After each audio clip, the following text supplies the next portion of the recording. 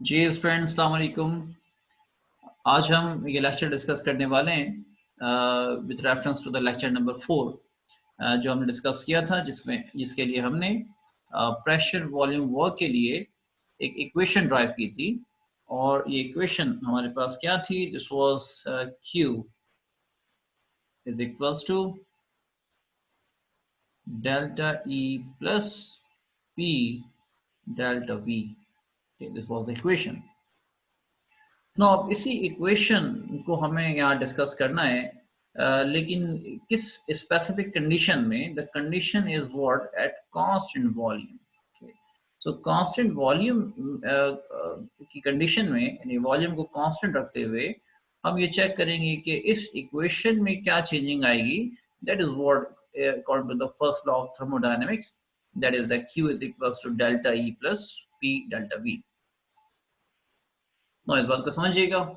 हम यहाँ पर इस लफ्ज से ही जाहिर है वर्ड कांस्टेंट। कांस्टेंट वॉल्यूम, इसका मतलब क्या हुआ कि वॉल्यूम को हमें कांस्टेंट रखना है, यानी वॉल्यूम यहाँ पर चेंज नहीं होगा, वॉल्यूम फिक्स रहेगा। Now let's check over here. हमने ये सेम डायग्राम इससे पहले हमने ड्रॉ की थी पिछली डेरिवेशन को डिस्कस करने के लिए। Like this is a green line, this is the piston of the system. So इस वक्त इस सिस्टम का वॉल्यूम कितना है? वो यहाँ से यहाँ तक इसका वॉल्यूम है। माने कि इसको हमने क्या कहा? This is the what is the V1, जैसा हमने इससे पहले डिस्कस किया था। अब क्योंकि हमने कंडीशन क्या रखी है? At constant volume. वॉल्यूम यहाँ पर कांस्टेंट है, इसका मतलब कि वॉल्यूम में चेंजिंग नहीं आनी चाहिए, यानी पिस्टन आगे मूव नहीं करेगा। वॉल्यूम फिक्स कैसे रहेगा? क्योंकि इससे पहले हमारे पास सेकंड वॉल्यूम किस कंडीशन में आया था? जब पिस्टन यहाँ से ऊपर मूव कर गया था। मूव करने से क्या हुआ कि इसके वॉल्यूम में इजाफा हो गया। यानी क्योंकि वॉल्यूम कांस्टेंट है, इसका मतलब क्या हो गया? पिस्टन ऊपर मूव नहीं करेगा। क्योंकि पिस्टन ऊपर मूव नहीं करेगा, तो after the supply of the Q energy, जब हम वॉल्यूम नोट करेंगे तो सेकंड वॉल्यूम भी कितना होना चाहिए? That should be the V2। Now, इस कंडीशन में क्योंकि पिस्टन यहाँ से लॉक है, यानी जब भी हम बात करें कि volume constant, so volume constant बोलने का दूसरा मतलब क्या है? कि पिस्टन इज लॉक्ड, कि पिस्टन यहाँ से लॉक है। हम चाहे कितनी भी Q एनर्जी नीचे से प्रोवाइड कर लें, पिस्टन आगे मूव नहीं करेगा, क्योंकि पिस्टन को हमने लॉक कर दिया है। इसी वजह से Q एनर्जी प्रोवाइड करने से पहले का वॉल्यूम और Q एनर्जी प्रोवाइड करने के बाद का वॉल्यूम दोनों की दोनों सेम होने चाहिए। नो, अब ये मान सकते हैं, लेट्स से कि वॉल्यूम 1 कुछ ना कुछ इसका वॉल्यूम है। Let's say this volume is 10 dm cube। Okay, तो अगर V1 10 dm cube है, सो V2 की वैल्यू क्या होगी? This would B same, this is the 10 dm cube, same volume. Okay, अगर V1 और V2 सेम है, यानी अब इसको मैं दूसरे अंदाज से बताऊं कि कांस्टेंट वॉल्यूम का मतलब पिस्टन मूव नहीं कर रहा। इन बातों को याद रखिएगा, ये चीजें आगे काम आएंगी कि वर्ड कांस्टेंट वॉल्यूम जब भी कहा जाए, इसका मतलब दूसरा मतलब क्या है? कि पिस्टन मूव नहीं कर रहा। इसका मतलब क्या है? कि V1 और V2 की वैल्यू सेम होगी, और जब V1 और V2 की वैल्यू सेम होगी, सो इस कंडीशन में what we can say, V2 minus V1, इसकी वैल्यू क्या आनी चाहिए? So this is V2 is 10 minus 10, so what is the value? This is 0। और हमें ये बात मालूम है V2 माइनस V1, इससे हम क्या कह सकते हैं? This is what is the delta V। यानी जैसे मैंने बताया कि कांस्टेंट वॉल्यूम का मतलब क्या? पिस्टन मूव नहीं करेगा। कांस्टेंट वॉल्यूम का मतलब क्या? V1 और V2 सेम होंगे। सिमिलरली कांस्टेंट वॉल्यूम का मतलब क्या हो गया कि डेल्टा वी की वैल्यू 0 होगी. So itself the constant volume mean delta V is equal to 0. Now अब इस कंडीशन को यहाँ अप्लाई करते हुए हम यहाँ लिखेंगे कि क्योंकि कंडीशन क्या है at constant volume. So in this condition here what we can say the delta V is equals to 0. Now हम ये जानते हैं according to the first law of thermodynamics.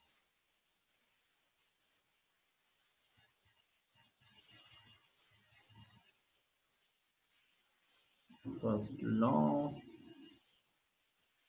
of thermodynamics. Well, what we know, since we know Q is equals to delta E plus P delta P. Now, अब अभी हमने ये मालूम किया कि कांस्टेंट वॉल्यूम का मतलब क्या हो गया कि डेल्टा V की वैल्यू क्या होगी 0. सो इस इक्वेशन में क्या हम डेल्टा V की वैल्यू पुट कर सकते हैं? सो नो चेक करते हैं इसे हम. यहाँ देखिएगा इस इक्वेशन को अब हम कैसे लिख सकते हैं. Now Q is equals to delta E plus P delta V. Delta V की वैल्यू क्या हो गई 0. Now P multiplied by 0 should be 0. Now finally Q is equals to delta E. 0 plus करें हम इससे तो कोई फर्क नहीं पड़ने वाला. सो Q की सारी एनर्जी किसके बराबर हो गई डेल्टा E के बराबर हो गई. Now क्योंकि ये काम हमने कांस्टेंट वॉल्यूम की कंडीशन में किया है तो इसलिए Q के साथ आप एक सबस्क्रिप्ट V लिख देंगे जिससे ये जाहिर होगा कि ये कांस्टेंट वॉल्यूम की कंडीशन में बात हो रही है. So this is what we have derived. Q V is equals to delta E. और इसका मतलब क्या कि कांस्टेंट वॉल्यूम की कंडीशन में Q वैल्यू डेल्टा E के बराबर होती है. वेल यहाँ पर अब QV जो हमने देखा कि वो डेल्टा E के बराबर है और डेल्टा E के बारे में हमें मालूम है कि what is the delta E. Delta E को हम यूं कह सकते हैं कि this is what is the E2 minus E1. यानी Q एनर्जी का असल में काम क्या होता है. ये जो E1 एनर्जी है वो इस सिस्टम के अंदर मौजूद मॉलिक्यूल्स माने कि इस सिस्टम के अंदर बेशुमार मॉलिक्यूल्स मौजूद हैं. कोई भी गैस है जिसके मॉलिक्यूल इस सिस्टम के अंदर मौजूद है. इस सिस्टम की कोई ना इन मॉलिक्यूल्स की सॉरी टू से इन मॉलिक्यूल्स की कोई ना कोई काइनेटिक एनर्जी होगी जिससे ये मूव कर रहे होंगे मुख्तलिफ जगहों पर. कोई मॉलिक्यूल किधर मूव कर रहा है कोई मॉलिक्यूल किधर मूव कर रहा है. मुस्तकिल मूवमेंट हो रही है इनके अंदर. सो इसकी इस काइनेटिक एनर्जी इस एनर्जी को क्या कहा जाता है. This is what is the E1. और इस Q एनर्जी की प्रोवाइड करने से जाहिर है कि इन मॉलिक्यूल्स की काइनेटिक एनर्जी और बढ़ जाएगी. इनकी स्पीड और तेज हो जाएगी पहले के मुकाबले में तमाम मॉलिक्यूल्स की. और ये बहुत तेजी से पिस्टन के ऊपर और कंटेनर की वॉल से टकरा रहे होंगे. उस एनर्जी का नाम क्या होता है E2. तो E1 एनर्जी तो पहले से मौजूद है. तो Q एनर्जी ने असल में क्या किया उसको E2 में कन्वर्ट कर दिया बढ़ा दी एनर्जी को. तो Q ने असल में कितनी एनर्जी में इजाफा किया that is what is the delta E. That is the E2 minus E1. E2 में से E1 माइनस कर दें इसलिए ये डेल्टा. इसलिए इसे E नहीं कहा जाता बल्कि डेल्टा E कहा जाता है बिकॉज E1 तो इन मॉलिक्यूल्स के पास पहले से ही मौजूद है. So that's why the QV is equals to delta E. ये तो बात हुई जो हमने कांस्टेंट वॉल्यूम पर प्रेशर वॉल्यूम वर्क को हम डिस्कस किया। नेक्स्ट हम डिस्कस करने वाले हैं is the pressure volume work at constant pressure. Again first law of thermodynamics के मुताबिक प्रेशर वॉल्यूम वर्क का फॉर्मूला मैं लिखता हूं आपके सामने। Q is equals to delta E plus P delta P। इससे पहले जो हमने टॉपिक डिस्कस किया जिसमें वॉल्यूम कांस्टेंट बताया गया आपको, तो क्योंकि इसमें डेल्टा V मौजूद है तो हमने कह दिया कि ये जीरो हो सकता है। But in the condition of the constant volume, sorry constant pressure, तो यहाँ इस फॉर्मूला इसमें कोई डेल्टा P तो है नहीं जिसे हम जीरो मान सकें। सो इस पे तो हम जीरो नहीं कर सकते, क्योंकि अगर प्रेशर कांस्टेंट है तो कोई ना कोई प्रेशर तो होगा सिस्टम के ऊपर, कोई ना कोई प्रेशर तो होगा। ये प्रेशर से मुराद जरा इसको समझ लीजिएगा, रिकॉलिंग भी हो जाए। अगर आपके पास ये सिस्टम मौजूद है, this is the piston, so what is the pressure, this is the pressure, इसकी बात हो रही है। ये जो P है इस फॉर्मूले के अंदर मौजूद है, this is what is the pressure, जो कि ऊपर से पिस्टन को दबाया जा रहा है। और हमें ये बात मालूम है, जितने ज्यादा प्रेशर यहाँ अप्लाई करेंगे पिस्टन उतना नीचे मूव करेगा, इसकी वजह से वॉल्यूम में कमी आ रही होगी। इस सिस्टम को समझना जरूरी है कि हर एक का किरदार क्या है इसके अंदर। सो एट कांस्टेंट वॉल्यूम हम इस बात को डिस्कस करेंगे। Now first what we have to write is according to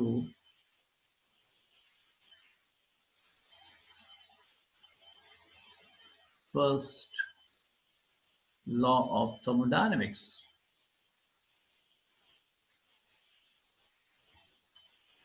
Thermodynamics, well, what we know, since this is Q is equals to delta E plus P delta V. ना इस equation को check कीजिएगा, यहाँ हमने लिखा है delta E.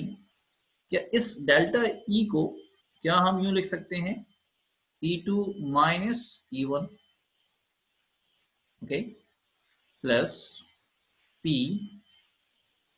In the same way delta V मौजूद, इसे हम क्या लिख सकते हैं, this would be the V2 minus V1।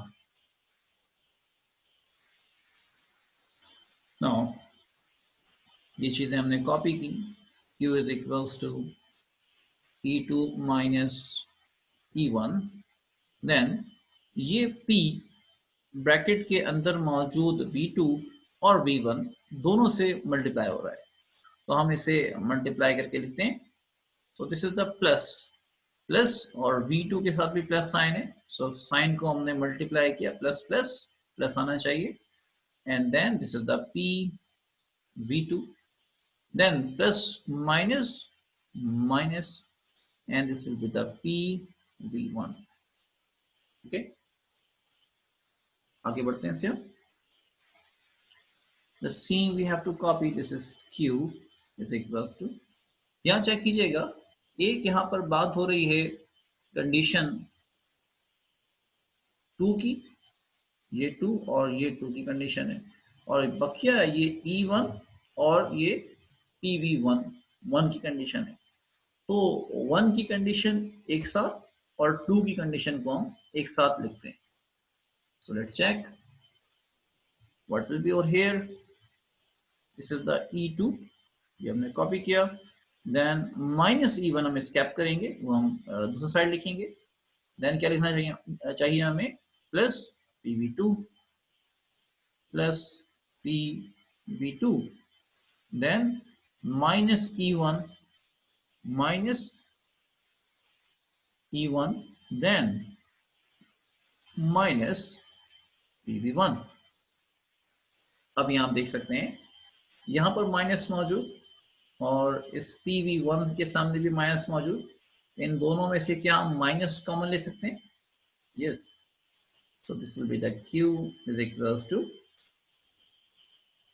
E2 plus PV2 minus हमने कॉमन लिया, अब क्या बनना चाहिए, this would B E1 one plus P V one, ये हमने कॉमन लिया। अब यहाँ पर हमारे पास एक एक्सप्रेशन क्या आ गया, E plus P V two, यहाँ पर भी क्या आता है E1 plus P V one, यानी E प्लस पी वी की बात यहाँ पर हो रही है। और हमें ये बात मालूम है कि ये E प्लस पी वी किसके बराबर होता है, चेक कीजिएगा इधर, Q इज इक्वल्स टू, हमें ये बात मालूम है कि E plus P we,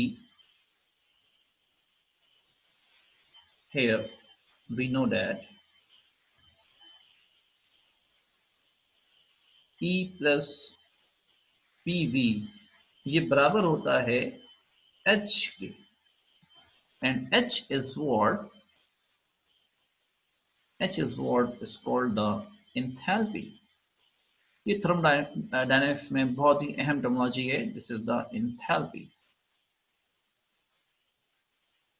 okay, अब क्योंकि हम ये बात डिस्कस की कि E प्लस पी वी किसके बराबर है H के, तो E2 plus P V to किसके बराबर होना चाहिए, this should be equal to H2 minus, formula में मौजूद माइनस, हमने कॉपी किया यहाँ पर माइनस, देन ब्रैकेट में मौजूद E1 plus P V one किसके बराबर होना चाहिए, this should be equal to H1।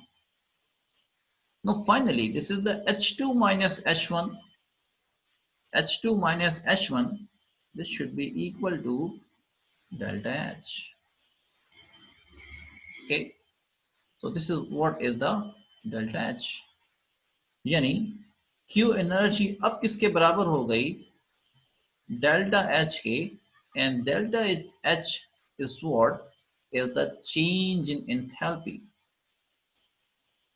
this is the change in enthalpy। इससे पहले भी हमने जिस तरह से जब हमने बात की थी कांस्टेंट वॉल्यूम की, तो हमने QV लिखा था उसके साथ, तो यहाँ पर इस एक्सप्रेशन में हमें क्या लिखना होगा, QP। So everywhere I should place QP, is the QP, so this should be QP। तो आपने ये बात याद रखनी है कि अगर कंडीशन आपके पास कांस्टेंट वॉल्यूम की हो, वॉल्यूम कांस्टेंट हो, सो Q की वैल्यू किसके बराबर होती है, डेल्टा E के। और अगर कांस्टेंट प्रेशर हो, प्रेशर कांस्टेंट कर दिया जाए, तो Q की वैल्यू किसके बराबर होती है, डेल्टा H के, एंथैल्पी। एंड एंथैल्पी को हम सिंपली डिस्क्राइब कर सकते हैं, that is what is the total energy. यहाँ पर शॉर्टली ये बात मैं आपको बता दूं कि E तो क्या मौजूद है, this is what is the internal energy, जो कि Q के बराबर है in the condition of the constant volume. So यहाँ पर एंथैल्पी क्या है, this is the sum of the internal energy and plus sum of the energy, PV pressure and volume का प्रोडक्ट। इसका मतलब क्या हुआ कि इंटरनल एनर्जी से ज्यादा बड़ी एनर्जी होती है, that is what is enthalpy. ठीक है, तो enthalpy in short is the total energy of the system, right?